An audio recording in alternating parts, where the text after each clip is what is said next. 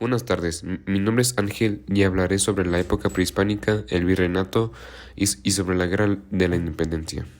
Primero empecemos con la época prehispánica. En la época prehispánica, América ya estaba poblada cuando Cristóbal Colón llegó en 1492.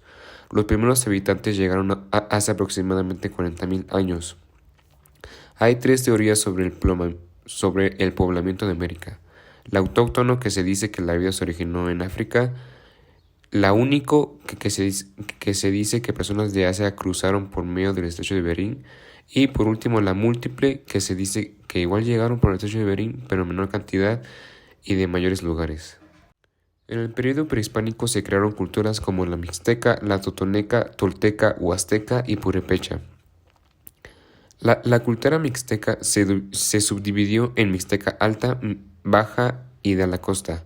Basaban su subsistencia en la agricultura y tenían su propia forma de escritura pictográfica.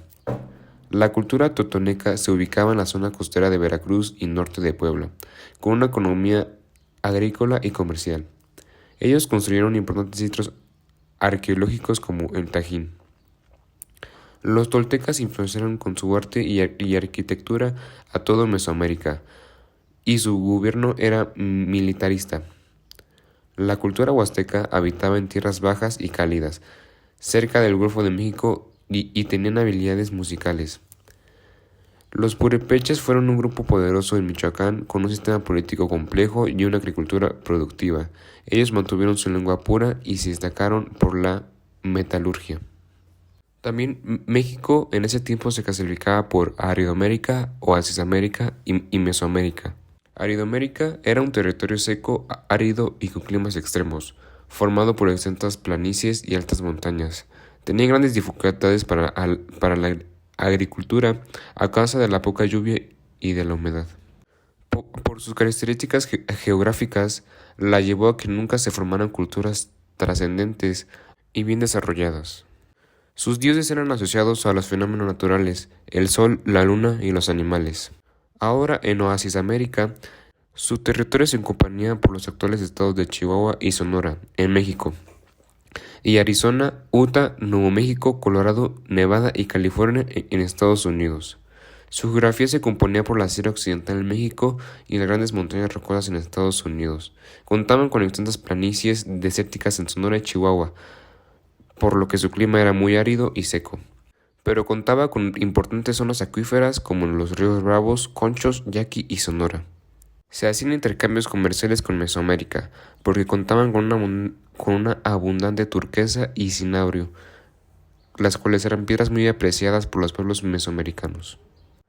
Aquí sus pobladores se dividían en cuatro grandes culturas: Ojocam, Mogollón, Pataya y Trincheras.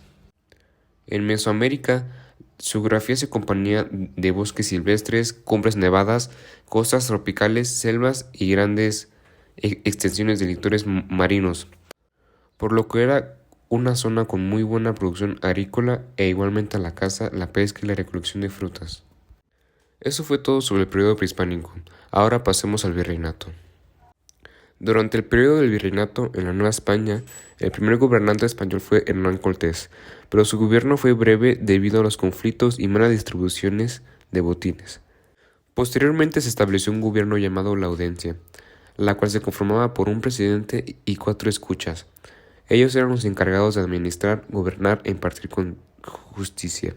Sin embargo, también surgieron problemas de corrupción y abusos hacia los indígenas, lo que llevó a su destrucción tras denuncia de los obispos. Existieron varios virreyes en el periodo, con mandatos de 3 años y sometidos al juicio final de su ejercicio. El virrey tenía contrapesos en los obispos y arzobispos. La jerarquía del gobierno se constituía en la audiencia, gobernadores, corregidores, alcaldes, mayores y ayuntamientos. También durante el virreinato se introdujo la ganadería, lo cual permitió un desarrollo económico muy importante. En este se establecieron un sistema de encomiendas en el cual los españoles recibían indígenas para obtener beneficios de su trabajo, y posteriormente se implementó el repartimiento, donde los indígenas eran forzados a trabajar con salarios muy pocos, lo cual después les permitió unirse libremente a trabajos de minería a cambio de salario, pero muchos se quedaron atrapados en el peonaje, trabajando gratuitamente para los propietarios. Igualmente existía la iglesia durante el virreinato, lo cual tomó un momento tan crucial como la colonia. Afortunadamente, algunas instituciones y frailes promovieron el arte y la cultura de los indígenas y mestizos. Durante la época colonial, la educación fue dominada por la iglesia. Las escuelas eran fundadas cerca de un templo católico, aunque el clero las fundó para educar a toda persona. Finalmente terminaron educando a la clase más privilegiada. Desafortunadamente, el Estado vigilaba que no se impartieran ni ideas liberales en las escuelas. Los colegios más sobresalientes en aquellos tiempos eran el Colegio de la Santa Cruz de Tlatelolco, la cual se fundó para educar a los indígenas, pero por la falta de la aceptación de los grupos racistas en aquellos tiempos, no toleraban el avance indígena.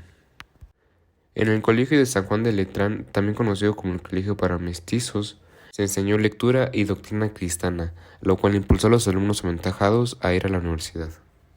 Igualmente existieron las reformas borbónicas en España.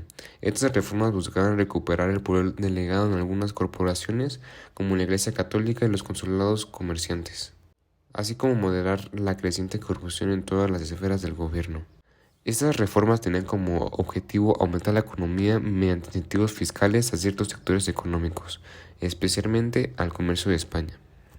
Sin embargo, los beneficios de las reformas afectaron muchos intereses existentes, como la intermediación de los criollos en la recaudación de impuestos y la corrupción y abusos por parte de la Iglesia, entre otros.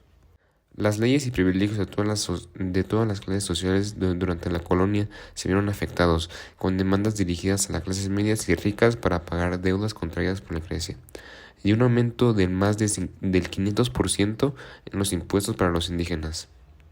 Como resultado, crearon un gran desequilibrio social precipitado y provocaron la pérdida de empleo para muchas personas. Las reformas borbónicas, a pesar de estar influenciadas por las ideas de la Ilustración, lograron tener un impacto significativo en la sociedad y la economía de Nueva España. Ahora hablemos sobre la independencia de México. La lucha por la independencia de México se situó en el año 1810. El 16 de septiembre de ese mismo año, Miguel Hidalgo y otros líderes insurgentes realizaron un llamado a la población para que ésta se uniera a la lucha contra el gobierno opresivo. A pesar de contar con un ejército pequeño y muy mal armado, la causa insurgente tuvo un gran éxito y logró sumar muchos simpatizantes, incluyendo indios, mestizos, criollos y españoles. Sin embargo, la insurgencia sufrió varias derrotas, lo que llevó a la captura y ejecución de los líderes Hidalgo, Allende, Aldama y Jiménez. La lucha por la independencia continuó con otros líderes, como José María Morelos, que fue nombrado generalísimo en el Congreso Insurgente de Chilpancingo en 1813. Posteriormente, por las constantes guerras de la independencia, durante 10 años afectaron gravemente a la economía y a la vida de la población. Muchas familias se quedaron desamparadas debido a la muerte de sus padres. La producción de materias primas y metales disminuyó. El comercio exterior se hizo imposible y la iglesia se encontraba en crisis. Después aparece el rey de España, Fernando VII, el cual decretó la activación de la Constitución de Cádiz, que defendía el sufragio y la libertad de imprenta, abolía la Inquisición, acordaba el reparto de tierras y la participación del pueblo en el gobierno. Iturbide intentó acabar con Vicente Guerrero y Pedro Asensio Algeciras, pero Guerrero lo enfrentó y lo derrotó. Iturbide cambió de táctica y trató de convencer a Guerrero de unírsele. Guerrero aceptó y se reunieron en Acatepán, donde se presume que sellaron su pacto con un abrazo que pasó a la historia como el abrazo de Acatepán. El plan de la independencia de la Nueva España, conocido como Plan de Iguala, fue aceptado por todas las autoridades, excepto por el virrey Apodaca, pero el pueblo aclamó a Iturbide como el libertador de la patria. El virrey Apodaca fue obligado a renunciar y su puesto fue rápidamente ocupado por don Juan O'Donoghue. Iturbide buscó que aceptara la independencia de México y lo consiguió el 24 de agosto de 1821 en la villa de Córdoba, con la firma del Tratado de Córdoba. Posteriormente, el 27 de septiembre de 1821, las tropas de las Tres Garantías entraron a la capital. El 28 de septiembre, día de la independencia de México, se eligió una regencia como Iturbide como presidente electo y se redactó el Acta de la Independencia del Imperio Mexicano. Así fue como nació la Nación Mexicana Independiente. después de 300 años de ser colonia española. Para finalizar, creo que México es un país fascinante y lleno de contrastes. Su cultura es una de las más vibrantes y ricas del mundo. Sin embargo, también hay que aceptar las grandes dificultades y problemas en el cual el país de México sufrió hace ya muchos años. Pero después de todo se logró formar la cultura mexicana, la cual nos trajo música, danza y una muy buena gastronomía por todo el mundo. Muchas gracias por su atención. Hasta la próxima.